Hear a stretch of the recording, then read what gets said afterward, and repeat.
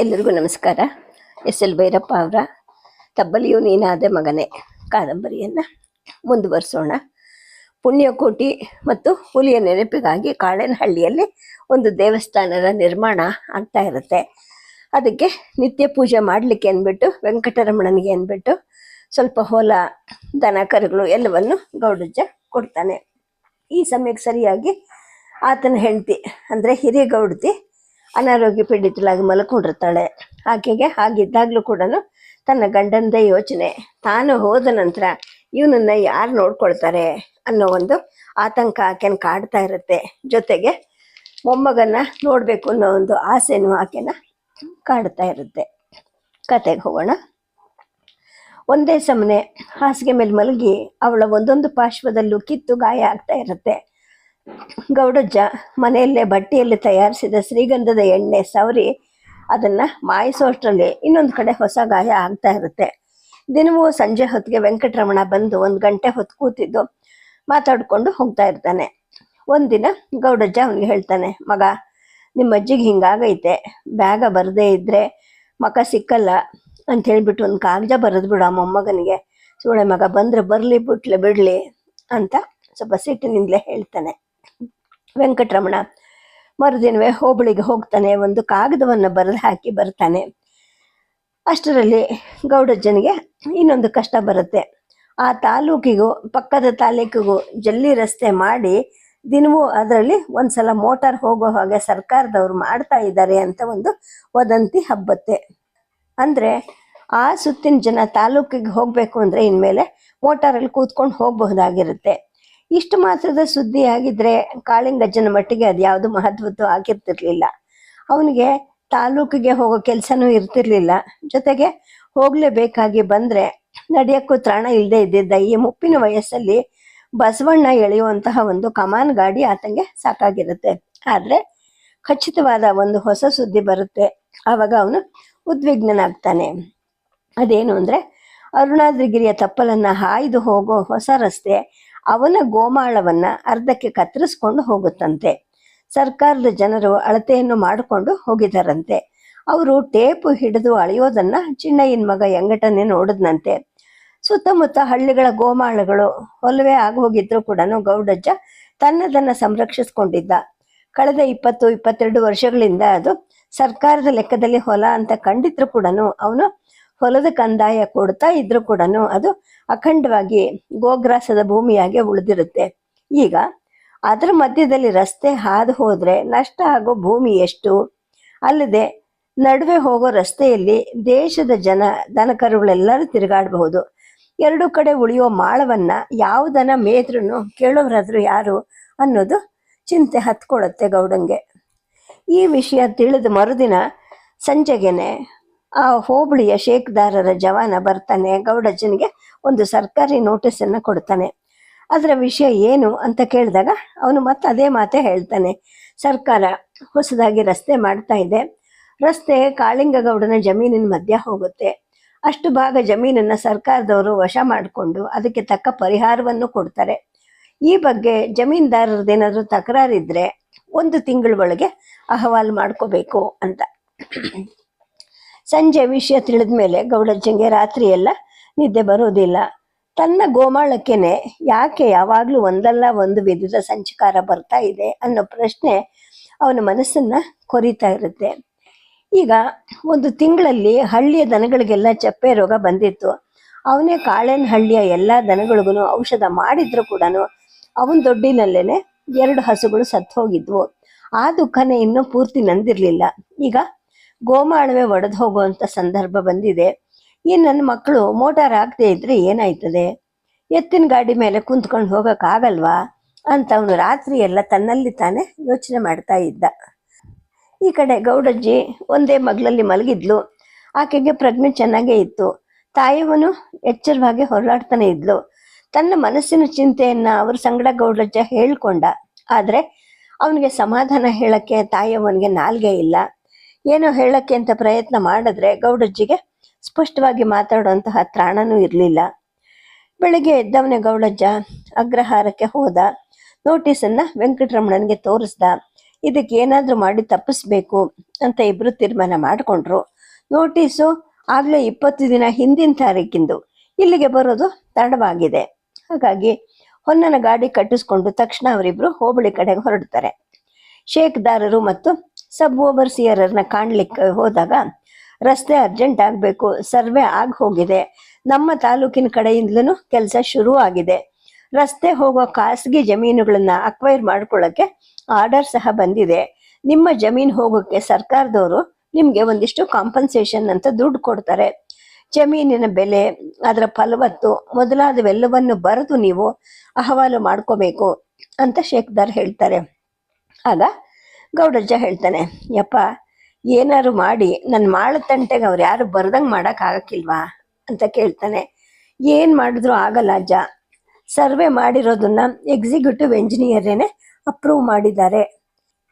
ಆ ತಾಲೂಕು ಈ ತಾಲೂಕು ಎರಡು ಕಡೆಯಿಂದಲೂ ಕೆಲಸ ಶುರುನೂ ಆಗೋಗಿದೆ. ವಿನಾಕಾರಣ ರಸ್ತೆನ ಬಳಸಿ ಮಾಡೋಕ್ಕೆ ಸರ್ಕಾರದವ್ರಿಗೇನು ಹುಚ್ಚಿದ್ಯಾ ಅಂತಾನೆ. ಇಲ್ಲಿ ಯಾವ ಕೆಲಸನೂ ಆಗೋದಿಲ್ಲ ಅಂತ ಗೌಡಜ್ಜಂಗೆ ಗೊತ್ತಾಗತ್ತೆ. ಅದೇ ಗಾಡಿ ಹೊಡೆಸ್ಕೊಂಡು ಇಬ್ರು ತಾಲೂಕಿನ ಕಡೆ ಹೊರಡ್ತಾರೆ.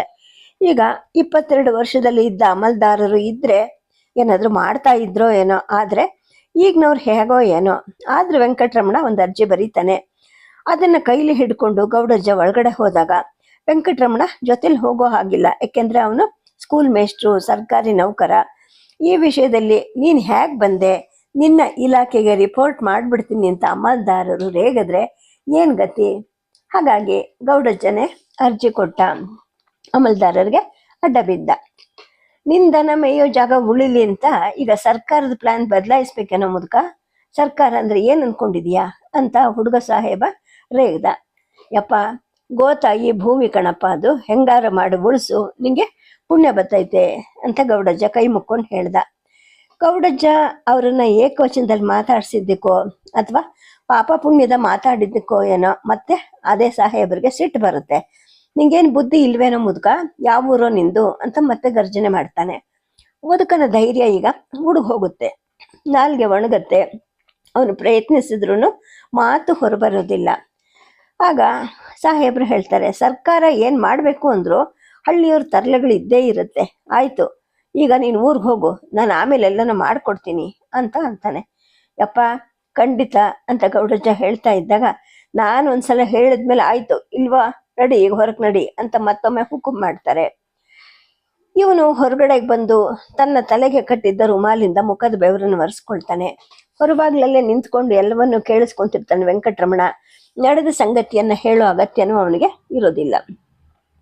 ವೆಂಕಟರಮಣ ಗೌಡಜ್ಜನನ್ನ ಕರ್ಕೊಂಡು ಅಸಿಸ್ಟೆಂಟ್ ಇಂಜಿನಿಯರ್ ಆಫೀಸ್ಗೆ ಹೋಗ್ತಾನೆ. ಮತ್ತೊಂದು ಅರ್ಜಿಯನ್ನು ಬರೆದು ಗೌಡಜ್ಜನ ಕೈಲಿ ಕೊಟ್ಟು ಒಳಗೆ ಹೋಗ್ಕೊಡು ಅಂತ ಹೇಳಿದಾಗ ಅವನು ಹೆದರಿಕೆಯಿಂದ ನಾನು ಹೋಗೋದಿಲ್ಲ ಅಂತಾನೆ. ಹಾಗಂದ್ರೆ ಹೇಗೆ ಅಜ್ಜ, ಗೋಮಾಳ ಉಳಿಯೋದು ಬೇಡ್ವಾ?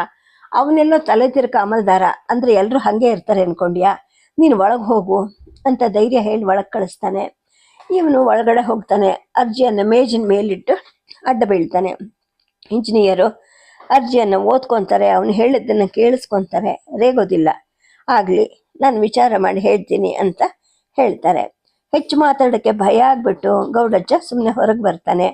ವೆಂಕಟರಮಣ ಆಫೀಸಿನ ಗುಮಾಸ್ತರನ್ನು ಕಂಡು ಕೆಲಸ ಮಾಡಿಕೊಟ್ರೆ ತಾನು ಗೌಡನಿಂದ ಸಂಭಾವನೆ ಕೊಡಿಸ್ತೀನಿ, ತಾನು ಸರ್ಕಾರಿ ನೌಕರ, 1ನೇ ತಾರೀಕು ಸಂಬಳ ಬಂದಾಗ ಮತ್ತೆ ಕಾಣ್ತೀನಿ ಅಂತ ಹೇಳಿಬಿಟ್ಟು ಅಲ್ಲಿಂದ ಬರ್ತಾನೆ. ಈಗ ಇಬ್ಬರಿಗೂ ಸ್ವಲ್ಪ ನಂಬಿಕೆ ಬರುತ್ತೆ, ಖಂಡಿತ ದೇವರು ಏನೋ ಒಳ್ಳೇದು ಮಾಡಿಸ್ತಾನೆ ಅಂತ ಒಬ್ರಿಗೊಬ್ರು ಸಮಾಧಾನ ಹೇಳ್ಕೊಳ್ತಾನೆ. ಗಾಡೀಲಿ ಕೂತ್ಕೊಂಡು ಊರಿಗೆ ಹಿಂತಿರುಗಕ್ಕೆ ಸಿದ್ಧವಾಗ್ತಾರೆ. ಅವ್ರ ಬಾಯಿಗೆ ಒಂದಿಷ್ಟು ದುಡ್ಡು ಹಾಕಿದ್ರೆ ಸರಿ ಹೋಗುತ್ತೆ, ಒಂದು 50-100 ಖರ್ಚಾಗಬಹುದು ಅಂತ ವೆಂಕಟರಮಣ ಹೇಳ್ತಾನೆ. ಅಯ್ಯೋ ಅದೆಟ್ಟಾದ್ರೂ ಖರ್ಚಾಗ್ಲಪ್ಪ, ಮಾಳ ಒತ್ತಟ್ಟಿಗೆ ಉಳಿದ್ರೆ ಸಾಕು ಅಂತ ಗೌಡಜ್ಜ ಹೇಳ್ತಾನೆ. ಈ ಕಡೆ ದಿನ ಕಳೀತಾ ಗೌಡಜ್ಜಿಯ ಸ್ಥಿತಿ ಕೆಡ್ತಾ ಇರುತ್ತೆ. ಅವಳು ಉಳಿಯೋದಿಲ್ಲ ಅನ್ನೋದು ಎಲ್ಲರಿಗೂ ಖಂಡಿತವಾಗಿ ಗೊತ್ತಾಗಿರುತ್ತೆ. ಆದರೆ ಯಾವಾಗ ಸಾಯ್ತಾಳೆ ಅನ್ನೋದನ್ನ ಮಾತ್ರ ಯಾರು ಹೇಳಕ್ಕಾಗದು. ಯಾವಾಗಲೂ ಒಂದೇ ಸಮನೆ ಮಲಗಿದ್ರು ಕೂಡ ಪ್ರಜ್ಞೆ ಮಾತ್ರ ಇತ್ತು ಆಕೆಗೆ. ಯಾರಾದರೂ ಏನಾದರೂ ಹೇಳಿದ್ರೆ ಅದು ಅರ್ಥವಾದಂತಹ ಭಾವ ಮುಖದ ಮೇಲೆ ವ್ಯಕ್ತ ಆಗ್ತಿತ್ತು. ಒಮ್ಮೊಮ್ಮೆ ತ್ರಾಣ ಬಂದಾಗ ಅಸ್ಪಷ್ಟವಾಗಿ ಒಂದೊಂದು ಶಬ್ದವನ್ನು ಬತ್ತಿದ ತುಟಿಯಿಂದ ಹೊರಗಡೆಗೆ ಹಾಕ್ತಾ ಇರ್ತಾಳೆ. ಇಲ್ಲ ಅಂದ್ರೆ ಬಲಗೈ ಬೆರಳನ್ನ ಸ್ವಲ್ಪ ಅಲುಗಿಸಿ ಏನನ್ನೋ ಹೇಳಕ್ಕೆ ಬಯಸ್ತಾ ಇರ್ತಾಳೆ. ಆ ಸಂಜ್ಞೆ ತಾಯಿಯವನಿಗೆ ಬೇಗ ಅರ್ಥ ಆಗ್ತಾ ಇರುತ್ತೆ. ಅತ್ತೆಯ ಸಂಜ್ಞೆಗಳನ್ನ ಆಕೆ ಅರ್ಥ ಮಾಡಿಕೊಂಡು ಆಕೆ ಬಾಯಿಗೆ ಹಾಲನ್ನು ಅಥವಾ ನೀರನ್ನು ಬಿಡ್ತಾ ಇರ್ತಾಳೆ ಅಥವಾ ಪಕ್ಕ ತಿರುಗಿಸ್ತಾ ಇರ್ತಾಳೆ. ಯಾವಾಗಾದ್ರೂ ಕಣ್ ಬಿಟ್ಕೊಂಡಿದ್ದಾಗ ಸೊಸೆ ಮಾಡ್ತಿದ್ದ ಸಂಜ್ಞೆ ಆಕೆಗೂ ಕೂಡ ತಿಳಿತಾ ಇರುತ್ತೆ. ಗೌಡಜ್ಜ ವೆಂಕಟರಮಣನ ಸಂಗಡ ತಾಲೂಕಿಗೆ ಹೋಗಿ ಬಂದು 15 ದಿನ ಆಗೋಗಿರುತ್ತೆ. ಹೆಂಡತಿಯ ಕೊನೆಗಾಲ ಸಮೀಪಿಸ್ತಿರುತ್ತೆ. ಹಾಗಾಗಿ ಅವನು ಈಗ ಎಲ್ಲೂ ಹೊರಗಡೆಗೆ ಹೆಚ್ಚು ಹೋಗ್ತಾ ಇರೋದಿಲ್ಲ. ದನಗಳ ಜೊತೆಗೆ ಆಳುಗಳು ಹೋಗ್ತಾ ಇರ್ತಾರೆ. ವೆಂಕಟರಮಣ ಮಾತ್ರ ಸಂಜೆ ಹೊತ್ತಲ್ಲಿ ಬಂದು ಒಂದು ಗಳಿಗೆ ಮಾತಾಡ್ತಾ ಕೂರ್ತಿರ್ತಾನೆ. ಒಂದು ಮಧ್ಯಾಹ್ನ ಮನೆ ಆಳು ನಿಂಗ ಅಲ್ಲಿಗೆ ಬರ್ತಾನೆ. ಯಪ್ಪ, ಕಟ್ಟೆ ಹಳ್ಳಕ್ಕೆ ಕತ್ತಾಳೆ ಸಿಗಕ್ಕೆ ಅಂತ ಹೋಗಿದ್ದೆ, ಮತ್ತ ದಾರಿಲಿ ನೋಡ್ದೆ ನಮ್ಮ ಮಾಳದ ಮೇಲೆನೆ ಹಾಸಿ ರಸ್ತೆ ಕಡಿಯಕ್ಕೆ ಶುರು ಮಾಡ್ಕೊಂಡವ್ರೆ. ಆ ಕಡೆಯಿಂದ ಈ ಕಡೆಗೆ ಕಡಿತಾವ್ರೆ. ಸಣ್ಣ ಗೌಡನ್ ಹೂತಿತ್ರಲ್ಲ ಅದ್ರ ಮೇಲೆ ರಸ್ತೆ ಹೋಗ್ತೈತೆ ಅಂದ. ಕೇಳಿದ ತಕ್ಷಣ ಗೌಡಜ್ಜನಿಗೆ ಕಳವಳ ಬಂದಂಗಾಯ್ತು. ಅದೇನ್ಲ ಅದು ಅಂತ ಆಳನ್ನ ಮತ್ತೆ ಪ್ರಶ್ನೆ ಮಾಡ್ತಾನೆ. ಆಳು ಮತ್ತೊಂದ್ಸಲ ಅದನ್ನೇ ಹೇಳಿದ್ಮೇಲೆ ತನ್ನನ್ನೇ ತಾನು ಸುಧಾರಿಸ್ಕೊಂಡು ಕೈಲಿ ದೊಣ್ಣೆ ಹಿಡ್ಕೊಂಡು ಬಾ ಹೋಗ್ ಬರೋಣ ಅಂತ ಅವನನ್ನು ಕರ್ಕೊಂಡು ಗೋಮಾಳದ ಕಡೆಗೆ ಹೊರಡ್ತಾನೆ. ತಲೆ ಮೇಲೆ ಸುಡ್ತಿದ್ದ ಬಿಸಿಲಿದ್ರು ಕೂಡ ನಡ್ಕೊಂಡು ಹೋಗಿ ಹಳ್ಳವನ್ನ ದಾಟಿ ಮೇಲೆ ಸಿಕ್ಕೋ ತೋಟದ ಮುಖಾಂತರ ಹಾದು ಬೋರೆ ದಿಬ್ಬವನ್ನ ಏರಿದಾಗ ತನ್ನ ಗೋಮಾಳದ ಮೇಲೇನೆ 100ಕ್ಕೂ ಮೀರಿ ಕೂಲಿಗಳು ಕೆಲಸ ಮಾಡ್ತಾ ಇರೋದು ಅಜ್ಜನಿಗೆ ಕಾಣುತ್ತೆ. ಎದೆ ಡವಡವ ಅಂತ ಹೊಡ್ಕೊಂತಿರುತ್ತೆ. ಹತ್ರ ಹೋಗಿ ನೋಡಿದ್ರೆ ಆ ಕೂಲಿಯವರಲ್ಲಿ ಯಾರೂ ಸುತ್ತಮುತ್ತಲಿನ ಹಳ್ಳಿಯವ್ರ ಹಾಗೆ ಕಾಣೋದಿಲ್ಲ. ಲೇ, ಇಲ್ಲಿ ಯಾಕ್ಲ ಕಡಿತೀಯಾ ಅಂತ ಯಾರನ್ನೊಬ್ಬನ ಕೇಳಿದ್ದಕ್ಕೆ ಅವನು ಇವನ ಭಾಷೆ ತನಗೆ ತಿಳಿದು ಅನ್ನೋ ಹಾಗೆ ಕೈಯಾಡಿಸ್ತಾನೆ. ಆ ಕೆಲಸಗಾರರೆಲ್ಲ ತಮಿಳು ಮಾತಾಡೋರು. ಆದರೆ ಅವರಲ್ಲಿ ಮುಖ್ಯಸ್ಥನಾಗಿ ಕೆಲಸ ಮಾಡ್ತಿದ್ದಂತಹ ಮೇಸ್ತ್ರಿಗೆ ಕನ್ನಡ ಬರ್ತಾ ಇರುತ್ತೆ. ಗೌಡಜ್ಜನನ್ನು ಮಾತಾಡಿಸ್ತಾನೆ. ಅವನು ಹೇಳ್ತಾನೆ, ಇಲ್ಲಿ ಕೆಲಸ ಶುರುವಾಗಿ 3 ದಿನನೇ ಆಗಿದೆ. ಸರ್ಕಾರದವರು ಅರ್ಧ ಮೈಲಿಗೆ ಒಬ್ಬೊಬ್ಬರು ಹಾಗೆ ಕಾಂಟ್ರಾಕ್ಟ್ ಕೊಟ್ಟಿದ್ದಾರೆ. ನಮ್ಮ ಕಾಂಟ್ರಾಕ್ಟರ್ಗೆ ಅದು ಅಲ್ಲಿ ಕಾಣಿಸ್ತಲ್ಲ ಕಲ್ಲು ಬಂಡೆ, ಅದರಿಂದ ಈ ಕಡೆ ಕಾಣೋ ಆಲದ ಮರದ ತನಕ ಸಿಕ್ಕಿದೆ ಅಂತ ಹೇಳ್ತಾನೆ. ನನ್ನ ಗೋಮಾಳದಲ್ಲಿ ರಸ್ತೆ ಮಾಡಬೇಡಿ ಅಂತ ನಾನು ಹವಾಲು ಕೊಟ್ಟಿದ್ನಲ್ಲ ಅಂತ ಅಜ್ಜ ಹೇಳಿದಾಗ, ಅದು ನಂಗೇನು ಗೊತ್ತಿಲ್ಲ ಗೌಡ್ರೆ ಅಂತ ಆ ಮೇಸ್ತ್ರಿ ಹೇಳ್ತಾನೆ. ಗೌಡಜ್ಜನ ಆಳು ನಿಂಗ ತೋರಿಸ್ತಾನೆ. ಅಲ್ಲಿ ನೋಡಪ್ಪ, ಸಣ್ಣ ಗೌಡನ ಸಮಾಧಿನ ಕಡ್ದು ಹಾಕವ್ರೆ ಅಂತ ಹೇಳಿದಾಗ ಗೌಡ ಹತ್ರ ಹೋಗಿ ನೋಡ್ತಾನೆ. ಅವನ ಮಗ ಕೃಷ್ಣ ಮತ್ತು ಅವನ ನಂತರ ಸತ್ತ ಪುಣ್ಯಕೋಟಿ ಇಬ್ಬರನ್ನು ಪಕ್ಕದಲ್ಲೇ ಹೂತ ಜಾಗದ ಮೇಲೆ ಸ್ವಲ್ಪ ಎತ್ತರವಾಗಿ ದಿಬ್ಬ ಮಾಡಿ ಅದ್ರ ಮೇಲೊಂದು ಕಲ್ ಚಪ್ಪಡಿ ಹಾಕಿರುತ್ತೆ. ಚಪ್ಪಡಿ ಇದ್ದ ಜಾಗವನ್ನ ಬಿಟ್ಟು ಉಳಿದೆಡೆಯಲ್ಲೆಲ್ಲ ಹುಲ್ಲು ಬೆಳೆದಿರುತ್ತೆ. ಈಗ ಆ ಕೆಲಸಗಾರರು ಚಪ್ಪಡಿಯನ್ನ ತೆಗೆದು ಒಂದ್ ಕಡೆ ಎಸ್ತಿರ್ತಾರೆ. ಜೊತೆಗೆ ಆ ದಿಬ್ಬವನ್ನು ಅಗೆದು ನೆಲಸಮ ಮಾಡಿರ್ತಾರೆ. ಉಳಿದ ಕಡೆಗಳಲ್ಲಿ ಉದ್ದಕ್ಕೂ ಮಾಡದ ಹಾಗೇನೆ ಇಲ್ಲೂ ಭೂಮಿಯನ್ನು 1 ಮೊಳ ಅಗೆದು ಮಣ್ಣನ್ನ ಅಲ್ಲೇ ಬಿಟ್ಟಿರ್ತಾರೆ. ಅಗಿದ ಮಣ್ಣಿನ ಮೇಲೆ ನಂತರ ಜಲ್ಲಿ ಕಲ್ಲುಗಳನ್ನ ಹಾಕಿ ರೋಡ್ ಎಂಜಿನ್ ಅನ್ನ ಹೊಡ್ಸೋದು ಮುಂದಿನ ಕಾರ್ಯ ಆಗಿರುತ್ತೆ. ಈ ದೃಶ್ಯವನ್ನ ಗೌಡಜ್ಜ ನೋಡ್ಕೊಂಡು ಸುಮ್ಮನೆ ಕೂತ್ ಬಿಡ್ತಾನೆ. ಯಾರ ಸಂಗಡ ಏನ್ ಮಾತಾಡೋಕ್ಕೂ ತೋಚೋದಿಲ್ಲ. ಕೃಷ್ಣ ಮತ್ತು ಅವನ ತಾಯಿ ಪುಣ್ಯಕೋಟಿ ಗೋವಿನ ಜೊತೆಯಲ್ಲಿ ಇಷ್ಟು ದಿನದ ತನಕ ಸದ್ದು ಗದ್ದಲ ಇಲ್ಲದೆ ಮಲಗಿದ್ದ. ಕಳೆದ 22 ವರ್ಷಗಳಿಂದಲೂ ಗೌಡನಿಗೆ ಈ ಕಡೆ ಬಂದಾಗ ಅದೇ ಭಾವನೆ ಬರ್ತಾ ಇತ್ತು. ಗೋವನ್ನ ಕಾಪಾಡಕ್ಕೆ ಅಂತ ಪ್ರಾಣ ತೆತ್ತಿದ್ದ ನನ್ನ ಮಗ ಕೃಷ್ಣ ಈಗ ಅವನ ಹೆಣವನ್ನು ಈ ಮಾಳದಲ್ಲೇ ಹೂತಿದೆ. ಅವನು ಇಲ್ಲಿರೋ ತನಕ ಹುಲಿಯಾಗ್ಲಿ ಕಿರುಬೊಗಳಾಗ್ಲಿ ಹೆಂಗ್ ಬಂದಾವು ಅಂದ ಹಾಗೆ ಕೃಷ್ಣನ ಮರಣದ ನಂತರ ಆ ಸುತ್ತಿಗೆ 1 ಕಿರ್ಬನು ಈ ಕಡೆ ತಲೆನೇ ಹಾಕಿರ್ಲಿಲ್ಲ. ಈಗ ಇವರು ಅವನ ಸಮಾಧಿಯನ್ನೇ ಅಗೆದು ಹಾಕಿ ಅದ್ರ ಮೇಲೆ ಮೋಟಾರ್ ಬಿಡ್ತಾರಲ್ಲ. 1 ನಿಮಿಷ ಅಜ್ಜನ್ಗೆ ತಲೆ ಸುತ್ತು ಬಂದಂಗಾಗತ್ತೆ. ಕೈಯನ್ನ ತಲೆಗೆ ಆನಿಸ್ಕೊಳ್ತಾನೆ. ಆ ನಂತರ ಸುಧಾರಿಸ್ಕೊಂಡು ಮೇಸ್ತ್ರಿ ಹತ್ರ ಹೋಗಿ ಕೇಳ್ತಾನೆ, ಯಪ್ಪ, ಅಲ್ಲಿ ನನ್ನ ಮಗನ್ನ ನನ್ನ ಹಸುನ ಊತಿದ್ವಿ, ಇವರು ಅದನ್ನ ಅಗದು ಹಾಕವ್ರೆ. ಒಂದು ವಸಿ ರಸ್ತೆನ ಹಿಂಗ್ ತಿರುಗಿಸಿ ಮಾಡಕ್ಕಾಗಕ್ಕಿಲ್ವಾ? ನನ್ನ ಮಾಳ ಅಂತೂ ಒಡೆದೋಗಿದೆ. ಈ ಜಾಗನಾದ್ರೂ ಉಳ್ಕೊಳ್ಳೋ ಹಂಗ್ ಮಾಡ್ತೀಯಾ ಅಂತ ಕೇಳ್ತಾನೆ. ಮೇಸ್ತ್ರಿ ಸಹಾನುಭೂತಿಯಿಂದಲೇ ಗೌಡಜ್ಜನ ನೋಡ್ತಾನೆ. ಗೌಡ್ರೆ, ರಸ್ತೆನ ಎಲ್ಲೆಲ್ಲಿ ಹೇಗೆ ಮಾಡಬೇಕು ಅಂತ ಎಲ್ಲನೂ ಮೊದಲೇ ಅಳತೆ ಮಾಡಿ ಪ್ಲಾನ್ ಮಾಡಿದ್ದಾಗೋಗಿದೆ. ಎಲ್ಲ ಮೇಲ್ನವ್ರು ಮಾಡಿರೋದು. ನಾವು ಏನು ಮಾಡಿದ್ರು ಅದು ಬದಲಾಗಲ್ಲ. ನೀವು ಮೊದಲು ಡೆಪ್ಟಿ ಕಮಿಷನರ್ ಹತ್ರಕ್ಕೆ ಹೋಗ್ಬಿಟ್ಟು ಸ್ಟೇ ಆರ್ಡರ್ ತರಬೇಕು. ಆಮೇಲೆ ಎಕ್ಸಿಕ್ಯೂಟಿವ್ ಎಂಜಿನಿಯರ್ನ ಕಂಡು ರಸ್ತೆ ಪ್ಲಾನನ್ನು ಬದಲಾಯಿಸಬೇಕು. ಅದನ್ನು ಅವ್ರು ಮಾಡ್ತಾರೋ ಅಥವಾ ಇನ್ನೂ ಮೇಲಿಂದ ಬರಬೇಕು ನಂಗೆ ಗೊತ್ತಿಲ್ಲ. ಆದರೆ ಇನ್ನೊಂದು 2 ತಿಂಗಳಲ್ಲಿ ರಸ್ತೆ ಮೋಟಾರ್ ಸಂಚಾರಕ್ಕೆ ರೆಡಿ ಆಗಬೇಕು ಅಂತ ಹುಕುಂ ಬಂದಿದೆ. ಹಾಗಾಗಿ ಅವರು ಇದನ್ನೆಲ್ಲ ಬದಲಾಯಿಸೋದಿಲ್ಲ ಅಂತ ಅಂತಾನೆ. ಗೌಡಜ್ಜ ಮತ್ತೇನು ಮಾತಾಡೋದಿಲ್ಲ. ಮತ್ತೆ ಮಾತು ನಿಷ್ಪ್ರಯೋಜಕ ಅಂತ ಅವನಿಗೆ ಅರ್ಥ ಆಗುತ್ತೋ ಅಥವಾ ಮಾತಾಡೋ ಶಕ್ತಿ ಉಡುಗಿ ಹೋಗುತ್ತೋ ಅಥವಾ ಯಾವುದೋ ಒಂದು ರೀತಿಯ ನಿರ್ವೇದ ಆವರಿಸುತ್ತೋ ಗೊತ್ತಿಲ್ಲ.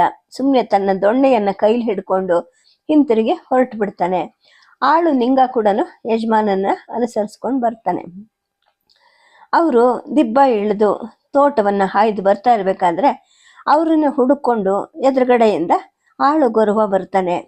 ಕಣ್ಣು ಒರೆಸ್ಕೊಂತ ಹೇಳ್ತಾನೆ, ಅಜ್ಜ ಅವ್ವ ಹೊಂಟೋದ್ಲು ಅಂತ. ಗೌಡಜ್ಜ ಸುಮ್ಮನೆ ತಲೆ ಎತ್ತಿ ಅವನನ್ನ ನೋಡ್ತಾನೆ. ನಿಂಗನೆ ಅದೇನು ಅಂತ ಕೇಳಿದ್ಮೇಲೆ ಗೊರವ ಹೇಳ್ತಾನೆ, ಸಣ್ಣ ಗೌಡನ ಸಮಾಧಿ ಮೇಲೆ ರಸ್ತಾ ಮಾಡ್ತಾರೆ ಅಂತ ನೀನು ಅಂದ್ಯಲ್ಲ, ಆಗ ನಾನು ಅಲ್ಲೇ ಇದ್ದೆ. ನೀನು ಯಪ್ಪ ಇಬ್ರು ಹೋದ್ಮೇಲೆ ಅವ್ವ ಮೆಲ್ಲಕ್ಕೆ ಏನು ಅಂದ್ಲು. ನಾನೇ ಹೋಗಿ ಅವಳು ಕಿವಿತವ ಹೇಳ್ದೆ, ಕೃಷ್ಣನ್ ಸಮಾಧಿನ ಕಡ್ದು ರಸ್ತೆ ಮಾಡ್ತಾವ್ರಂತೆ, ಅವನ ಜೊತೆ ಮಲಗಿರೋ ಪುಣ್ಯಕೂಟಿನ ಸಮಾಧಿ ಕಡಿತಾ ಇದ್ದಾರಂತೆ ಅಂದೆ. ಆಮೇಲೆ ಅವಳು ಏನು ಮಾತಾಡ್ಲಿಲ್ಲ ಕಣಜ್ಜ. ಕಣ್ಣಾಗೇನೋ ಒಂದ್ ತೊಟ್ಟು ನೀರು ಬಂತು. ನಾನೇ ಅಳ್ಬೇಡ ಕಣವ, ನೋಡ್ಕೊಂಬರಕ್ಕೆ ಗೌಡಜ್ಜ ಹೋಗೈತೆ ಅಂದೆ. ಆಮೇಲೆ ನಾನು ಬಾನಿಗೆ ನೀರು ಸೇದಿ ಹಾಕಕ್ ಹೋದೆ. ಒಂದ್ ಈಟ್ ಹೊತ್ತಾದ್ಮೇಲೆ ತಾಯವ್ವ ಬಂದು ಕೂಗ್ತು. ನಾನು ಹೋಗಿ ನೋಡ್ತೀನಿ, ಅವನ ಜೀವ ಹೊಂಟೋಗಿತ್ತು ಅಂತಾನೆ. ಆಳು ನಿಂಗ ಕಣ್ಣೊರ್ಸ್ಕೊಳ್ತಾನೆ. ಆದ್ರೆ ಗೌಡಜ್ಜ ಒಂದು ಮಾತಾಡೋದಿಲ್ಲ. ಸುಮ್ಮನೆ ಮುಂದೆ ಮುಂದೆ ನಡೀತಾನೆ. ಅವನು ಹೋಗೋ ಹೊತ್ತಿಗೆನೆ ಮನೆಯಲ್ಲಿ ಊರಿನ ಜನ ಎಲ್ಲ ನೆರೆದ್ಕೊಂಡ್ಬಿಟ್ಟಿರ್ತಾರೆ. ಎಲುಬಿನ ಗೂಡಾಗಿ ಇಷ್ಟು ದಿನವೂ ನಿಶ್ಚೇಷ್ಟಿತವಾಗಿ ಬಿದ್ದಿದ್ದ ಈಗ ಪ್ರಾಣ ಪಕ್ಷಿಯಿಂದ ಬೇರೆಯಾದ ಅತ್ತೆ ಹೆಣವನ್ನ ಎರಡು ಕೈಯಲ್ಲೂ ಹಿಡ್ಕೊಂಡು ತಾಯವ್ವ ಮೂಕಳಾಗಿ ರೋಧಿಸ್ತಾ ಇರ್ತಾಳೆ. ಈ ದೃಶ್ಯವನ್ನು ನೋಡಿ ಗೊರವನು ಕಣ್ಣೀರ್ ಹಾಕ್ತಾ ಇರ್ತಾನೆ. ನಾನು ಹಂಗಂತ ಹೇಳ್ದೆ ಇದ್ದಿದ್ರೆ ಅವ್ವ ಸಾಯ್ತಿರ್ಲಿಲ್ವೋ ಏನೋ, ನಾನೇ ಹೇಳಿ ಸಾಯಿಸ್ದಂಗಾಯ್ತು ಅಂತ ಕಣ್ಣನ್ನ ಒರೆಸ್ಕಂತಾನೆ. ಗೌಡಜ್ಜ ಮಾತ್ರ ಒಂದು ಮಾತು ಆಡೋದಿಲ್ಲ. ಕಂಬಕ್ಕೆ ಹೊರಗೆ ಕೂತ್ಕೊಳ್ತಾನೆ. ಒಂದು 10 ನಿಮಿಷ ಸುಧಾರಿಸ್ಕೊಂತಾನೆ. ಅವನ್ ಸುತ್ತ ಜನರೆಲ್ಲರೂ ಮಾತಾಡ್ಸಿದ್ರು ತಾನು ಮೂಕನಾದವನ ಹಾಗೆ ಸುಮ್ಮನೆ ಕೂತಿರ್ತಾನೆ. ನಂತರ ಇದ್ದಕ್ಕಿದ್ದ ಹಾಗೆ ಮೇಲೆ ಹೇಳ್ತಾನೆ, ಏಯ್ ಇದೇನ್ರಲ್ಲ ಹಿಂಗ್ ಕುಂತ್ಕೊಂಡ್ರಿ, ಎದ್ ಚಟ್ಟ ಗಿಟ್ಟ ಕಟ್ಟಕ್ಕಿಲ್ವಾ? ಎಣ ಎಷ್ಟೊತ್ತು ಅಂತ ಮನೇಲಿ ಮಡಿಕೊಂಡಿರೋದು, ಹೋದ್ ಜೀವ ಏನ್ ಮತ್ತೆ ಬರ್ತಾಯ್ತಾ ಅಂತಾನೆ. ಹತ್ರವೇ ಇದ್ದ ಚಿಣ್ಣಯ್ಯನ ಮಗ ಎಂಟ ಹೇಳ್ತಾನೆ, ನಂಟು ಬರೋದ್ ಬೇಡವಾ ಅಜ್ಜ, ಯಾವ್ಯಾವ ಊರ್ಗೆ ಹೇಳಿ ಕಳಿಸ್ಬೇಕು ಹೇಳು ಅಂದಿದ್ದಕ್ಕೆ, ಯಾವ ನೆಂಟರು ಬೇಡ ಏನು ಬೇಡ, ಬೇಗ ಹೆಣನ ಮಣ್ಣು ಮಾಡಿಬಿಡಿ ಅಂತ ಹೇಳ್ತಾನೆ. ಬಿದ್ರಿನ ವಾಹನ ಸಿದ್ಧವಾಗತ್ತೆ. ಗೌಡಜ್ಜನೇ ಲೇ ಮುತ್ತೈದೆ ಹಾಗೆ ಸತ್ತವಳೆ, ಅರಿಶಿನ ಕುಂಕುಮ ತುಂಬ ತೊಡೀರಿ, ಒಂದೆರಡು ಹೂ ತಂದು ಮುಡಿಸ್ರಿ, ಹೊಸ ಸೀರೆ ಎಲ್ಲೈತೆ ನೋಡಿ ಅಂತಾನೆ. ಹೆಣಕ್ಕೆ ಮೈ ತೊಳೆದು ಹೊಸ ಸೀರೆ ಉಡಿಸಿ ಎದ್ದು ಕಾಣೋ ಹಾಗೆ ಕೆನ್ನೆಗೆ ಅರಿಶಿನ ಹಚ್ತಾರೆ, ಹಣೆಗೆ ಕುಂಕುಮ ಇಡ್ತಾರೆ, ತಲೆಯಲ್ಲಿ ಮೊಟಕಾಗಿ ಉಳಿದಿದ್ದ ಕೂದಲಿಗೆನೆ ಒಂದಿಷ್ಟು ಹೂ ಮುಡಿಸ್ತಾರೆ. ಚಟ್ಟ ಎತ್ತುವಾಗ ಬವಳಿ ಬಿದ್ದಿದ್ದ ಸೊಸೆಯನ್ನ ಸಮಾಧಾನ ಮಾಡೋ ಹಾಗೆ ಅಲ್ಲಿದ್ದ ಹೆಂಗಸರಿಗೆ ಹೇಳ್ಬಿಟ್ಟು ಗೌಡಜ್ಜ ಹೆಣದ ಹಿಂದೆ ಹೊರಡ್ತಾನೆ. ಗೋಮಾಳವನ್ನ ಬಿಟ್ಟು ಅವನ ಆದೇಶದಂತೆ ಈ ಸಲ ತೋಟದಲ್ಲಿ ಗುಂಡಿ ತೋಡಿರ್ತಾರೆ. ಜೊತೆಯಲ್ಲಿ ಬಂದಿದ್ದವರೆಲ್ಲರೂ ಅಕ್ಕಿ ಕಾಳನ್ನ ಹಾಕ್ತಾರೆ, ಹೆಣದ ಮೇಲೆ ಮಣ್ಣನ್ನು ಮುಚ್ತಾರೆ. ವಿಷಯ ಗೊತ್ತಾದ್ಮೇಲೆ ಸಂಜೆ ಹೊತ್ತಿಗೆ ಹತ್ತಿರದ ದೂರದ ಎಷ್ಟೋ ಜನ ನೆಂಟರು ಬರ್ತಾರೆ. ಸುದ್ದಿ ಮುಟ್ಟಿದ ತಕ್ಷಣವೇ ವೆಂಕಟರಮಣ ಸ್ಕೂಲನ್ನ ಅರ್ಧಕ್ಕೆ ಬಿಟ್ಟು ಓಡ್ ಬರ್ತಾನೆ. ಗೌಡಜ್ಜಿ ಸತ್ತ ರೀತಿಯನ್ನ ಗೌಡಜ್ಜ ತಾನಾಗಿ ಅವನಿಗೆ ಹೇಳೋದಿಲ್ಲ. ಉಳಿದವರೆಲ್ಲ ಹೇಳಿದ್ಮೇಲೆ ವೆಂಕಟರಮಣ ಹೇಳ್ತಾನೆ, ನಾವು ಈಗಲೂ ಡಿಸ್ಟ್ರಿಕ್ಟಿಗೆ ಹೋಗಿ ಬರೋಣವಾ? ನೀನು ಬೇಡ, ನಾನೊಬ್ಬನೇ ಹೋಗಿ ಬರ್ತೀನಿ. ಗೋಮಾಳ ಅಂತೂ ಒಡೆದು ಹೋಗಿದ್ದಾಗಿದೆ, ಆದರೆ ಆ ಸಮಾಧಿನ ಬಿಟ್ಟು ಸ್ವಲ್ಪ ಬಳಸಿ ರಸ್ತೆ ಮಾಡಿಸಿ ಅಂತ ಕೇಳ್ಕೊಂಡ್ರೆ ಮಾಡಿಕೊಡ್ತಾರೆ ಅನಿಸುತ್ತೆ ಅಂತ ಹೇಳ್ತಾನೆ. ನೀನು ಹೋಗ್ಬೇಡ ಸುಮ್ಕುರಪ್ಪ ಅಂತ ಗೌಡಜ್ಜ ಹೇಳ್ತಾನೆ. ಹಾಗಲ್ಲ ಅಜ್ಜ, ನಾವು ಮಾಡೋ ಪ್ರಯತ್ನ ಮಾಡಬೇಕು. ತಾಲೂಕಿನ ಇಂಜಿನಿಯರ್ ಗುಮಾಸ್ತನು ಏನೂ ಮಾಡಲಿಲ್ಲ, ಅವನನ್ನಾದರೂ ಹಿಡಿದ್ರೆ ಇಷ್ಟಾದರೂ ಮಾಡಿಸ್ಬಹುದು ಅಂತಾನೆ. ಆಗ ಗೌಡಜ್ಜ ಹೇಳ್ತಾನೆ, ಮಗ ನಿನಗೆ ಭ್ರಾಂತು, ಸುಮ್ಕಿರು ಅಂತಾನೆ. ವೆಂಕಟರಮಣ ಆ ಮಾತನ್ನ ಅಲ್ಲಿಗೆ ನಿಲ್ಲಿಸ್ತಾನೆ. ಇನ್ನು ಸತ್ತ ಅಜ್ಜಿಯ ತಿಥಿಯ ಆಗಬೇಕು. ಗಂಡು ಮಗ ಇದ್ರೆ ತಲೆಯನ್ನ ಮುಂಡನ ಮಾಡಿಸ್ಕೊಂಡು ಮಾಡೋ ಅಧಿಕಾರಿ ಅವನಾಗ್ತಿದ್ದ. ಆದರೆ ಈಗ ಮೊಮ್ಮಗ ಕೆಲಸ ಮಾಡಬೇಕು. ಕಾಳಿಂಗನಿಗೆ ಟೆಲಿಗ್ರಾಮ್ ಕೊಡ್ಲಾ ಅಂತ ವೆಂಕಟರಮಣ ಕೇಳ್ತಾನೆ. ಹಂಗಂದ್ರೆ ಏನು ಅಂತ ಅಜ್ಜ ಕೇಳಿದಾಗ, ತಂತಿಲಿ ಕಾಗದ ಬರೆಯೋದು ಅಂತ. ಹೀಗಾಗಿದೆ ಅಂತ ಇಲ್ಲಿ ಹೇಳ್ಬಿಟ್ರೆ ಅವರು ಅವನಿರೋ ಊರಿನ ಪೋಸ್ಟ್ ಆಫೀಸ್ಗೆ 1 ನಿಮಿಷಕ್ಕೆ ತಿಳಿಸ್ತಾರೆ. ನಾನು ತಾಲೂಕಿಗೆ ಹೋಗಿ ದುಡ್ಡು ಕೊಟ್ಟು ಬರ್ಕೊಟ್ರೆ ಸಾಕು, ನಾಳೆ ಬೆಳಗ್ಗೆ ಒಳಗೇನೆ ಅವನಿಗೆ ಅಲ್ಲಿ ಮುಟ್ಟುತ್ತೆ. ಏರೋಪ್ಲೇನ್ನಲ್ಲಿ ಅವನ ತಕ್ಷಣ ಬಂದ್ರೆ 2 ದಿನದಲ್ಲಿ ಬರಬಹುದು. 11ನೇ ದಿನದ ಒಳಗೆ ಬಂದ್ರೂ ಕೂಡ ಅವನು ಅಜ್ಜಿ ತಿಥಿ ಮಾಡಬಹುದು ಅಂತಾನೆ. 1 ನಿಮಿಷ ಗೌಡಜ್ಜ ಯೋಚಿಸ್ತಾನೆ. ಬೇಡ, ಆ ಸೂಳೆ ಮಗ ಬರ್ತಿದ್ರೆ ಅಷ್ಟೇ ಹೋಯ್ತು. ತಿಥಿ ಮಾಡೋದು ನಮ್ಮ ಕರ್ಮ ಕಳ್ಕೊಳ್ಳೋಕ್ಕೆ, ಅವನು ಬಂದು ಏನಾಗಬೇಕು ಅಂತಾನೆ. ಹಾಗಲ್ಲ ಅಜ್ಜ, ತಿಳಿಸೋದು ನಮ್ಮ ಕರ್ತವ್ಯ, ವಿಷಯ ತಿಳಿದ್ಮೇಲೆ ಅವನು ಖಂಡಿತ ಬರ್ತಾನೆ ಅಂತ ವೆಂಕಟರಮಣ ಹೇಳ್ತಾನೆ. ಆಯಿತು, ಹಾಗಾದರೆ ತಂತಿ ಕಾಗಜ ಹಾಕು, ದುಡ್ಡು ಏಟಾಯ್ತದೆ ಅಂತ ಕೇಳ್ತಾನೆ. ನನಗೆ ಸರಿಯಾಗಿ ಗೊತ್ತಿಲ್ಲ ಅಜ್ಜ ಅಂತ ವೆಂಕಟರಮಣ ಹೇಳಿದಾಗ ಅಂದಾಜಿನ ಮೇಲೆ ಒಂದು 100 ರೂಪಾಯಿಯನ್ನು ಅಜ್ಜ ಕೊಡ್ತಾನೆ. ಗೌಡಜ್ಜನ ಮನೆ ಗಾಡಿಯನ್ನು ಹೂಡಿಸ್ಕೊಂಡು ವೆಂಕಟರಮಣ ಅದೇ ರಾತ್ರಿನೇ ತಾಲೂಕಿನ ತಂತಿ ಕಚೇರಿಗೆ ಹೋಗ್ತಾನೆ. ಆದರೆ ದಿನಗಳು ಕಳೆಯುತ್ತೆ. 11ನೇ ದಿನ ಆದರೂ ಕೂಡ ಕಾಳಿಂಗ ಅಮೇರಿಕೆಯಿಂದ ಬರೋದಿಲ್ಲ. ಆ ಬಗ್ಗೆ ಗೌಡಜ್ಜನು ಮತ್ತೆ ಮಾತಾಡೋದಿಲ್ಲ. ತಿಥಿಗೆ ಬಂದಿದ್ದ ನೆಂಟರಿಷ್ಟರು ಮಾತ್ರ ಮತ್ತೆ ಅದೇ ವಿಷಯವಾಗಿ ಮಾತಾಡ್ಕೊಳ್ತಾರೆ. ನೆಂಟರ ಪೈಕಿನೇ ಒಬ್ಬ ತಲೆ ತೆಗೆಸ್ಕೋತಾನೆ, ನವಗ್ರಹದ ಮುಂದೆ ಕೂತು ಶಾಸ್ತ್ರಗಳನ್ನ ಮಾಡ್ತಾನೆ. ರಾತ್ರಿ ಊಟಕ್ಕೆ ಸುಮಾರು 4-5 ಸಾವಿರ ಜನ ಸೇರ್ಕೊಂಡಿರ್ತಾರೆ. ಯಾವುದಕ್ಕೂ ಕಡಿಮೆ ಆಗದೆ ಇರೋ ಹಾಗೆ ಗೌಡಜ್ಜ ಹೆಂಡತಿಯ ಕೊನೆಯ ಕರ್ಮಗಳನ್ನ ಮುಗಿಸ್ತಾನೆ. ಗೋಮಾಳಕ್ಕೆ ಹೋಗಿ ಕೃಷ್ಣ ಮತ್ತು ಪುಣ್ಯಕೋಟಿಯ ಸಮಾಧಿ ಮೇಲೆ ರಸ್ತೆ ಆಗ್ತಿರೋದನ್ನ ನೋಡಿ ಬಂದ ದಿನದಿಂದ ಗೌಡಜ್ಜನಿಗೆ ಯಾರ ಸಂಗಡನೂ ಮಾತಾಡೋದು ಬೇಡ ಅನ್ಸಿ ಒಂದ್ ರೀತಿಯ ಮಂಕು ಹಿಡಿಯುತ್ತೆ. ಕೈ ಕಾಲಿನ ಶಕ್ತಿ ಸಹ ಉಡುಗಿ ಹೋದಂಗ ಅನ್ಸುತ್ತೆ. ಹೆಂಡತಿಯ ತಿಥಿ ಆಗೋ ತನಕ ಬಲವಂತವಾಗಿ ಚಟುವಟಿಕೆಯಿಂದ ಇದ್ದಿದ್ದೆಷ್ಟೋ ಅಷ್ಟು. ತಿಥಿ ರಾತ್ರಿ ನೆಂಟರೆಲ್ಲ ಹೋದ್ಮೇಲೆ ಕಂಬಳಿ ಹಾಸ್ಕೊಂಡು ಸುಮ್ಮನೆ ಮಲ್ಕೊಂಡ್ಬಿಡ್ತಾನೆ. ಆಗಾಗ ಹತ್ರ ಬಂದು ನಿಲ್ತಿದ್ದ ಸೊಸೆಗೆ ಮಾತ್ರ ಏನಾದ್ರೂ ಒಂದೆರಡು ಸಮಾಧಾನದ ಮಾತನ್ನ ಹೇಳ್ತಿದ್ದ. ಉಳಿದಂತೆ ಸದಾಕಾಲ ಮೌನವಾಗೇ ಮಲಗಿರ್ತಿದ್ದ. ಜ್ವರ ಇಲ್ಲ, ಚಳಿ ಇಲ್ಲ, ಇಂತಹದೇ ಅಂತ ಹೇಳೋಂತ ಯಾವ ಕಾಯಿಲೆನೂ ಇಲ್ಲ. ತನಗೇನಾಗಿದೆ ಅಂತ ಅವನೇ ತನಗೆ ತಾನು ಯೋಚನೆ ಮಾಡ್ಕೊತಾ ಇದ್ದ. ಗೌಡಜ್ಜನ ಮನಸ್ಥಿತಿ ವೆಂಕಟರಮಣನಿಗೆ ಚೆನ್ನಾಗಿ ಅರ್ಥ ಆಗ್ತಿತ್ತು. ದಿನವೂ ಸಂಜೆ ಹೊತ್ತಿಗೆ ಅವನಲ್ಲಿಗೆ ಬರ್ತಿದ್ದ. ಅವನು ಏನಾದರೂ ವೇದಾಂತದ ಮಾತುಗಳನ್ನ ಹೇಳ್ತಾ ಇದ್ದ. ಗೌಡಜ್ಜಿಯ ಮರಣದ ಸಲುವಾಗಿ ಶೋಕಿಸಬಾರ್ದು, ಜೀರ್ಣವಾದ ವಸ್ತ್ರವನ್ನ ಕಳಚೋ ಹಾಗೆ ಆತ್ಮ ಒಂದು ಶರೀರವನ್ನ ಬಿಸಾಡ್ಕಿ ಮತ್ತೊಂದನ್ನು ಧರಿಸುತ್ತೆ ಅನ್ನೋ ಮಾತನ್ನ ಹೇಳಕ್ ಹೋಗ್ತಾ ಇರ್ತಾನೆ. ಈಗ ಕಾಲ ಬದಲಾಯಿಸ್ತಿದೆ, ಇದು ಕಲಿಯುಗ ಅಲ್ವಾ, ಇದು ಕಳೆದ ಮೇಲೆ ಪ್ರಳಯ ಆಗತ್ತೆ, ಮತ್ತೆ ಸತ್ಯಯುಗ ಪ್ರಾರಂಭ ಆಗತ್ತೆ. ಆಗ ಎಲ್ಲ ಕಡೆನೂ ಗೋಪೂಜೆ ನಡೆಯುತ್ತೆ, ಗೋವಿನ ಮೇಲೆ ಭಕ್ತಿ ಹುಟ್ಟು ಎಲ್ಲರೂ ಜೀವಿಸಿರ್ತಾರೆ ಅಂತ ಮುಂತಾಗಿ ಹೇಳ್ತಾ ಇದ್ದ. ಅದನ್ನೆಲ್ಲ ಗೌಡಜ್ಜ ಶಾಂತವಾಗಿ ಕೇಳ್ತಾ ಇದ್ದ. ಆದ್ರೆ ತನಗೆ ತಿಳಿಯದ ಸಂಗತಿಗಳನ್ನ ಈ ಹಿಂದೆ ಪ್ರಶ್ನೆ ಮಾಡಿ ತಿಳ್ಕೊಳ್ತಿದ್ದ ಹಾಗೆ ಈಗ ಮಾತ್ರ ಏನನ್ನು ಕೇಳ್ತಾ ಇರ್ತಿರ್ಲಿಲ್ಲ. ತನಗೆ ಏನಾಗಿದೆ, ಏನಾಗ್ತಾ ಇದೆ ಅಂತ ಕೂಡ ಗೌಡಜ್ಜ ಮನಸ್ಸಲ್ಲೇನೆ ಒಮ್ಮೊಮ್ಮೆ ಯೋಚನೆ ಮಾಡ್ಕೊಳ್ತಾ ಇದ್ದ. ಊಟದ ಮೇಲೆ ಇಚ್ಛೆ ಇಲ್ಲ, ಮನೆ ಜಮೀನು ಮೊದಲಾದವುಗಳ ಮೇಲೆ ಕೂಡ ಅಷ್ಟೇ ಇಲ್ಲ. ತನ್ನ ದೊಡ್ಡಿಯ ದನಗಳ ಮೇಲೂ ಕೂಡ ಕಳಕಳಿ ಅನ್ನೋದೇ ಇಲ್ಲ. ಹಿಂದೆ ಎಂದೋ ಒಂದ್ಸಲ ಅವನು ದಿನಕ್ಕೆ 4 ಸಲವಾದ್ರೂ ದನದ ಗೊಂತು ಬಾನೆಗಳನ್ನ ಪರೀಕ್ಷಿಸದೆ ಇರ್ತಿರ್ಲಿಲ್ಲ. ಈಗ ದೊಡ್ಡಿಗೆ ಹೋಗಿ ಬರೋಕ್ಕೂ ಕೂಡ ಉತ್ಸಾಹವೇ ಇಲ್ಲ. ಮುಖದ ಮೇಲೆ ತನಗೆ ಭಾಸ ಆಗೋ ಹಾಗೆ ಏನೋ ಮಂಕು ಬಡ್ದಿದೆ. ಸೊಸೆ ಬಲವಂತವಾಗಿ ತಂದು ಗಂಗಾಳದಲ್ಲಿ ಇಕ್ತಿದ್ದ ಮುದ್ದೆ ಬೇಳೆ ಹೆಸರುಗಳನ್ನ ತಿಂತಿದ್ದ. ಅದ್ರ ಮೇಲೆ ಒಂದು ಅರ್ಧ ಮೊಗೆ ಮಜ್ಜಿಗೆ ಕುಡಿದು ಮಲ್ಕೊಂಡ್ಬಿಡ್ತಿದ್ದ. ಹೊಟ್ಟೆಗೆ ಆಹಾರ ಅನ್ನೋದು ಹೋದ್ರೂ ಕೂಡ ಅವನು ದಿನಕ್ಕೂ ನವಿತಾ ಬರ್ತಿದ್ದ. ಕೃಷ್ಣ ಮತ್ತು ಪುಣ್ಯಕೋಟಿಯ ಸಮಾಧಿ ಮೇಲೆ ರಸ್ತೆ ಆಗ್ತಿದ್ದನ್ನ ಯೋಚಿಸ್ತಿರುವಾಗ ಒಂದು ದಿನ ಅವನಿಗೆ ಪುಣ್ಯಕೋಟಿ ಸತ್ತ ಬಗ್ಗೆ ನೆನಪಿಗೆ ಬರುತ್ತೆ. ಅದರ ಮುಖಕ್ಕೆ ಕಿರುಬದ ಪಂಜದ ಹೊಡೆತ ಬಿದ್ದಿತ್ತು. ಅಲ್ಲಿಂದ ಮನೆಗೆ ಬಂದ ಮೇಲೂ ಕೂಡ ತಾನೇ ಔಷಧಿ ಹಾಕಿ ಗಾಯವನ್ನ ಮಾಯಿಸಿದ್ರು ಕೂಡ ಅದಕ್ಕೆ ಹಿಡಿದ ಮಂಕು ಬಿಟ್ಟಿರ್ಲಿಲ್ಲ. ಬಲವಂತವಾಗಿ ಈಗ ಸೊಸೆ ತನಗೆ ತಿನ್ಸೋ ಹಾಗೇನೆ ಅಕ್ಕಿ ತೆಂಗಿನಕಾಯಿಗಳನ್ನ ತಿರುವಿ ಹುಯ್ದ್ರು ಕೂಡ ಅದಕ್ಕೆ ಶಕ್ತಿ ಬರಲಿಲ್ಲ. ಮುಖದ ಮೇಲೆ ಈಗ ತನಗೆ ಹಿಡ್ಕೊಂಡಿದೆಯಲ್ಲ ಹಾಗೆ ಏನೋ ಒಂದು ಮಂಕು ಬಡ್ದಿತ್ತು.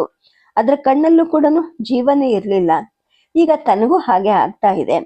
ಪುಣ್ಯಕೋಟಿ ಅಂದ್ರೆ ಕಿರುಬ ಅಪ್ಪಳಿಸಿದ್ದಕ್ಕೆ ಬೆಚ್ಚಿ ಹಾಗಾಯ್ತು ಅನ್ಬೋದು.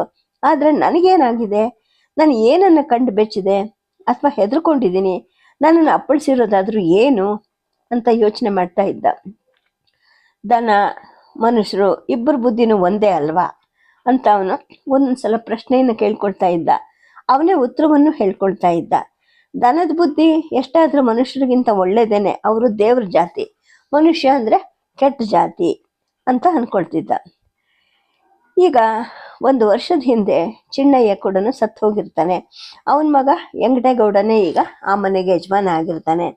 ಒಂದು ದಿನ ಗೌಡಜ್ಜ ವೆಂಕಟನಿಗೆ ಹೇಳಿ ಕಳಿಸ್ತಾನೆ. ಅವನಿಗೆ ಹೇಳಿ ಗಾಡಿ ಕಟ್ಟಿಸ್ಕೊಂಡು ತನ್ನ ತೋಟಕ್ಕೆ ಹೋಗ್ತಾನೆ. ಅಲ್ಲಿ ಬೇಲಿ ಮತ್ತು ಕಾಲುವೆ ಹತ್ರ ಬೆಳೆದಿದ್ದಂತಹ ಹಸಿರು ಮತ್ತು ಬೇರುಗಳನ್ನ ಒಂದೊಂದಾಗಿ ಅವನಿಗೆ ತೋರಿಸ್ತಾ ದನಗಳಿಗೆ ಬರೋ ಯಾವ ರೋಗಗಳಿಗೆ ಯಾವ ಮೂಲಿಕೆಯನ್ನು ಔಷಧಿಯಾಗಿ ಹಾಕಬೇಕು, ಅದನ್ನ ಹೇಗೆ ಉಪಯೋಗಿಸ್ಬೇಕು, ಅದ್ರ ಜೊತೆಗೆ ಹಾಕಬೇಕಾದ ಇತರ ಪದಾರ್ಥಗಳೇನು, ರೋಗದ ಲಕ್ಷಣಗಳು ಏನಿರಬೇಕು ಮುಂತಾದವನ್ನೆಲ್ಲ ಅವನಿಗೆ ಹೇಳ್ಕೊಟ್ಟಿರ್ತಾನೆ. ಕೊನೆಗೆ ಯಾವ ದನಕ್ಕೆ ಕಾಯಿಲೆ ಆದ್ರೂ ಹೋಗಿ ಔಷಧಿ ಕೊಡಬೇಕು, ನಿಂಗೆ ಆಗದವ್ರ ದನವಾದ್ರೂ ಕೂಡ ಔಷಧಿ ಕೊಡೋದಿಲ್ಲ ಅಂತ ಅನ್ಬಾರ್ದು, ಔಷಧಿ ಕೊಟ್ಟಿದ್ದಕ್ಕೆ ದುಡ್ಡು ಕೊಟ್ಟು ತಗೋಬಾರ್ದು, ತಗೊಂಡ್ರೆ ನಿನ್ನ ವಂಶ ಉಳಿಯಕ್ಕಿಲ್ಲ ಅಂತ ಹೇಳಿ ಅವನಿಂದಲೇ ತನ್ನ ಕೈ ಮುಡಿಸಿ ಭಾಷೆ ತಗೊಂಡಿರ್ತಾನೆ. ನಂತರ ಗಾಡಿಯಲ್ಲಿ ಕೂತು ಮನೆಗೆ ಬಂದು ಕಂಬಳಿ ಮೇಲೆ ಉರುಟ್ಕೊಳ್ತಾನೆ. ಸ್ವಲ್ಪ ಹೊತ್ತು ಸುಧಾರಿಸ್ಕೊಂಡ್ಮೇಲೆ ಯಂಗಟನಿಗೆ ಹೇಳ್ತಾನೆ, ನೋಡು ಆ ಸೂಳೆ ಮಗ ಯಾವತ್ತು ಬರ್ತಾನೋ ಹೆಂಗೋ, ಅವನು ಬಂದ್ರು ಈ ಮನೇಲಿ ಇರ್ತಾನೋ ಬಿಡ್ತಾನೋ ಗೊತ್ತಿಲ್ಲ, ನೀನು ಒಸಿ ನಾನು ದೊಡ್ಡ ನಿಗಾ ನೋಡ್ಕೋಬೇಕು ಅಂತ ಹೇಳಿದಾಗ ಯಂಗಟೇಗೌಡ ಅದು ಯಾಕೆ ಕೆಟ್ಟ ಮಾತಾಡ್ತೀಯ ಅಜ್ಜ ಅಂತ ಮತ್ತೊಮ್ಮೆ ಗೌಡಜ್ಜನ ಕೈ ಮುಟ್ಟಿ ಆಣೆ ಮಾಡಿರ್ತಾನೆ. ಇದೆಲ್ಲ ಆಗಿ 3 ದಿನ ಆದ ನಂತರ ಗೌಡಜ್ಜ ಒಂದ್ ದಿವಸ ವೆಂಕಟರಮಣನ್ಗೆ ಹೇಳ್ತಾನೆ, ಮಗ ನಾಳಿದ್ರಲ್ಲಿ ದಿನ ಚೆಂದಾಗಿದ್ಯಾ ನೋಡು, ನಾನು ಗೋದಾನ ಮಾಡ್ತೀನಿ ಅಂದಾಗ, ಈಗೇನು ವಿಶೇಷ ಅಜ್ಜ, ಗೌಡಜ್ಜಿ ತಿಥಿಲಿ ಗೋದಾನ ಮಾಡಿದ್ಯಲ್ಲ ಅಂತ ಹೇಳಿದಾಗ, ಗೋದಾನ ಮಾಡಕ್ಕೆ ವಿಶೇಷ ಯಾಕಬೇಕಪ್ಪ ಅಂತ ಹೇಳ್ಬಿಟ್ಟು ಹೇಳ್ತಾನೆ, ನಿಜ ಹೇಳ್ತೀನಿ ಕೇಳು, ಇಷ್ಟು ದಿನ ಆಗೈತೆ ಯಜಮಾನಿಕೆ ಸಿಕ್ಕಿದ ಮೇಲೆ ನಾನು ಒಂದು 20-25 ಗೋದಾನ ಮಾಡಿರ್ಬೋದು, ಆದ್ರೆ ಒಂದೇ ಒಂದು ಪುಣ್ಯಕೋಟಿ ಹಸುನು ದಾನ ಮಾಡಿಲ್ಲ. ಗುಡಿಲಿ ವಿಗ್ರಹ ಪೂಜೆ ಆದಾಗ ಮಾಡಿದ್ನಲ್ಲ 2 ಗೋದಾನ, ಆಗ್ಲೇನೆ ಪುಣ್ಯಕೋಟಿ ಹಸುನು ಕೊಟ್ಬಿಡ್ಬೇಕು ಅಂತ ಮನಸ್ನಾಗ ಬಂತು. ಆದ್ರೆ ಲೋಭ ಅನ್ನೋದು ಬ್ಯಾಗ್ ಬಿಡುತ್ತಾ, ಆಗ ಬೇರೆ ಹಸುನ್ ಕೊಟ್ಟೆ, ನಾನು ಇನ್ನೇನು ಉಳಿಯೋಗಿಲ್ಲ, ಸಾಯೋ ಮೊದಲು ಪುಣ್ಯಕೋಟಿ ಗೋವನ್ನೇ ಕೊಟ್ಟು ಸಾಯ್ತೀನಿ ಅಂತ ಹೇಳ್ತಾನೆ. ವೆಂಕಟರಮಣ ತಿಥಿ ನಕ್ಷತ್ರಗಳನ್ನೆಲ್ಲ ಲೆಕ್ಕ ಹಾಕ್ತಾನೆ. ನಾಳಿದ್ದು ಬೆಳಗ್ಗೆ ಶುಭವಾಗಿದೆ ಅಂತ ಹೇಳ್ಬಿಟ್ಟು ಹೊರಡ್ತಾನೆ. ಆ ಬೆಳಿಗ್ಗೆ ಗೌಡಜ್ಜ ಗಾಡಿಲಿ ಮಲ್ಕೊಂಡು ಜೊತೆಗೆ ತಾಯವನನ್ನು ಕರ್ಕೊಂಡು ಪುಣ್ಯಕೋಟಿ ದೇವಸ್ಥಾನಕ್ಕೆ ಹೋಗ್ತಾನೆ. ಹಾಲು ಕರಿತಿದ್ದಂತಹ 2 ಪುಣ್ಯಕೋಟಿ ಹಸುಗಳು ಗಾಡಿ ಹಿಂದೆನೆ ತಮ್ಮ ಕರುವಿನ ಜೊತೆಗೆ ಬರುತ್ತವೆ. ದೇವಸ್ಥಾನದಲ್ಲಿ ಪೂಜೆ ಮುಗಿದ್ಮೇಲೆ ಕಲ್ಯಾಣಿಯ ನೀರನ್ನ ತಗೊಂಡು ವೆಂಕಟರಮಣ ಹೇಳ್ತಿದ್ದ ಮಂತ್ರದ ಜೊತೆಗೇನೆ 2 ಹಸುಗಳಿಗೂ ಪೂಜೆ ಮಾಡಿ ಅವುಗಳನ್ನ ವೆಂಕಟರಮಣನಿಗೆ ದಾನ ಮಾಡ್ತಾನೆ. ಆ ನಂತರ ಗೋವು ಮತ್ತು ಬ್ರಾಹ್ಮಣನ ಪಾದಗಳನ್ನ ಮುಟ್ಟಿ ತಾಯವ್ವ ಕಣ್ಣಿಗೊಟ್ಕೊಂತಾಳೆ. ಗೌಡಜ್ಜ ಹೇಳ್ತಾನೆ, ಮನಸ್ಸಿನಲ್ಲಿ ಒಂದು ಕಳ್ಳ ಕೂತಿತ್ತು, ಅದು ಹೊಂಟೋಯ್ತು ನೋಡು, ತುಂಬಾ ಪ್ರೀತಿಯಾದದ್ದನ್ನ ದಾನ ಮಾಡ್ಬೇಕಲ್ವಾ ಅಂತಾನೆ. ಸದ್ಯಕ್ಕೆ ಕಥೆಯನ್ನು ನಿಲ್ಲಿಸಿರ್ತೀನಿ. ನಮಸ್ಕಾರ.